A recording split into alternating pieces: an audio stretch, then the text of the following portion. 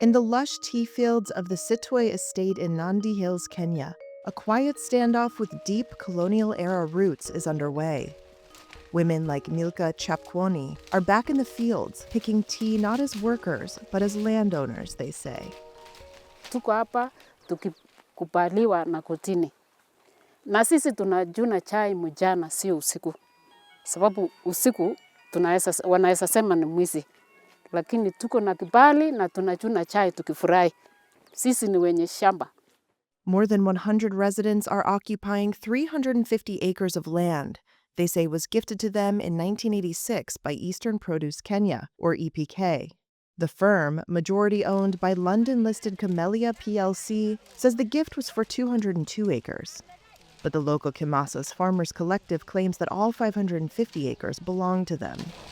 The standoff follows several violent incidents at estates in Kenya, the world's fourth leading tea producer. According to the Kenya Tea Growers Association, or KTGA, these incidents threaten a valuable Kenyan export industry that supports 5 million livelihoods. But several people working on land issues told Reuters the movement reflects a broader frustration with the failure to remedy colonial-era injustices. Behind the rolling green hills are modest homesteads, mud walls, hanging clothes, and children's futures rooted in contested soil. Tulitesekea kwa hiyo shamba kidogo ambaye walitukatia na wakachukua chai yetu ambaye tulikuwa tumepewa, ambaye watoto wetu wangejisaidia nayo kusoma kama watu wengine. So hiyo ndio shida ambaye tumepitia. From 1895 to 1963, British authorities seized vast tracts of land, much of which became tea plantations, according to a 2021 UN report. Babu yangu aliyezaa baba yangu. Kimasas chairman Daniel Biwott said his grandfather lived on the land before it was seized around 1905. Belonging to the third generation of EPK employees, he believes reclaiming the disputed 350 acres would right a historical wrong. Awareness of historical injustices has grown since 2010, when Kenya established the National Land Commission, or NLC, to address the issue. It found in 2019 that all 550 acres belonged to Kimasas. EPK contested that in court, saying Kimasas' evidence was forged. That same year, the NLC called on the British government to apologize to communities in Kericho County, a tea-producing area southwest of Nandi, and provide reparations. The British government has not directly responded to that call. The Foreign, Commonwealth and Development Office said it was concerned by the attacks on tea farms in Nandi and was in contact with the Kenyan authorities.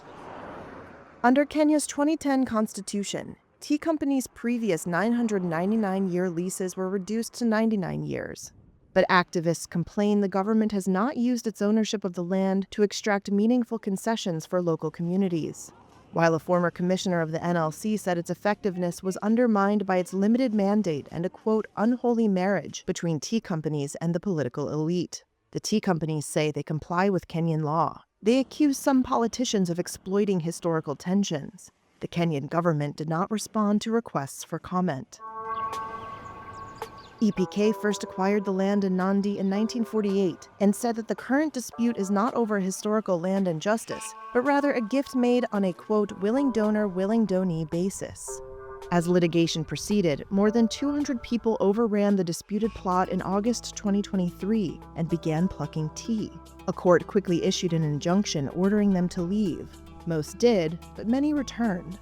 In January, EPK said squatters attacked a company car and employees. Peter Goyne is the EPK general manager. If this is allowed, then such opportunistic situations can arise. It is dangerous precedents that should be stopped at all costs. The firm said police haven't enforced the injunction, and the public prosecutor's office said any prosecutions risked interfering with the civil case. Neither responded to Reuters' request for comment. Lakini sasa, saa hii nafurahia vile koti ilitutambua. Biwott, though, said Kimasas felt justified occupying the land because there has been no final ruling against it. Mungu aliweka mbele mambo mazuri kwetu mpaka saa hii tunamiliki. Ingawaje hatujamiliki kabisa, lakini tunaomba Mungu tutamiliki. Hiyo ndio furaha yangu sasa.